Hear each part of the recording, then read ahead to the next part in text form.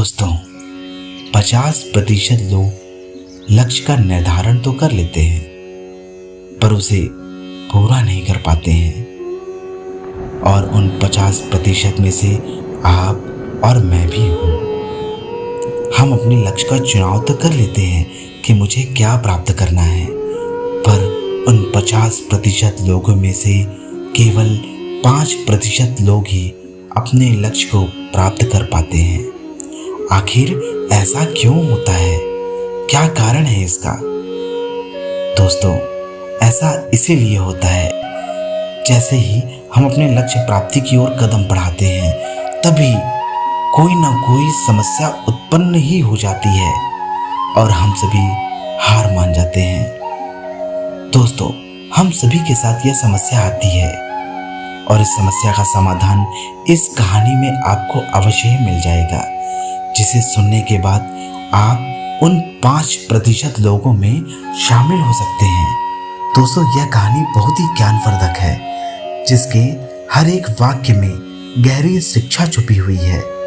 और खास बात यह है कि यह बहुत ही प्रेरक कहानी है, जिसे सुनने के बाद आप अपने लक्ष्य को 2 गुने जोश के साथ प्राप्त कर सकते हैं।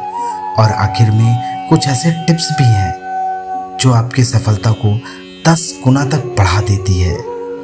तो दोस्तों, कहानी का मजा लीजिए और एक गहरी सांस के साथ इस कहानी को शुरू करते हैं। एक बार की बात है, एक राज्य का राजा जिसकी कोई भी संतान नहीं थी। समय के साथ वह बूढ़ा हो चुका था और उसे अपने राज्य के लिए एक योग्य उत्तराधिकारी की चिंता सताने लगी थी। योग्य उत्तराधिकारी की खोज के लिए राजा ने पूरे राज्य में ढिंढोरा पिटवा दिया कि आने वाले दिन की शाम को जो मुझसे मिलने आएगा, मैं उसे अपने राज्य का एक हिस्सा दे दूंगा। राजा के इस निर्णय से राज्य के प्रधानमंत्री ने बड़ा ही रोष जताते हुए राजा से कहा, महाराज, आपसे मिलने तो बहुत से लोग आएंगे और यदि सभी को उनका भाग देंगे तो राज्य के टुकड़े टुकड़े हो जाएंगे। ऐसा अव्यावहारिक काम कदापि न करें। राजा ने प्रधानमंत्री को आश्वस्त कराते हुए कहा, प्रधानमंत्री जी, आप चिंता न करें, देखते रहें आगे क्या होता है। अब वह दिन आ गया जिस दिन सबको मिलना था। राजमहल के बगीचे में राजा ने एक विशाल मेले का आयोजन किया। मेले में नाच गाने और शराब की महफिलें जमी थी। खाने के लिए अनेक स्वादिष्ट पदार्थ लगवाए गए थे और मेले में कई खेल भी हो रहे थे, जिसके कारण राजा से मिलने आने वाले कितने ही लोग नाच गाने में अटक गए। राजा से मिलने की बात को भूलकर कितने ही लोग आश्चर्यजनक खेलों में मशगूल हो चुके थे तथा कितने ही खाने पीने घूमने फिरने के आनंद में डूबे हुए थे। अब शाम का समय बीतने लगा, पर उन सभी के बीच में एक ऐसा भी व्यक्ति था जिसने किसी चीज की तरफ देखा भी नहीं, क्योंकि उसके मन में निश्चित ध्येय था कि उसे राजा से ही मिलना है। इसीलिए वह बगीचे को पार करके सीधा राजमहल के दरवाजे पर जा पहुंचा। राजमहल के दरवाजे पर खुली तलवार लेकर 2 चौकीदार खड़े हुए थे। उन्होंने उसे रोका और उससे बोला, कहाँ जा रहा है? पर वह रुकने वाला कहाँ था।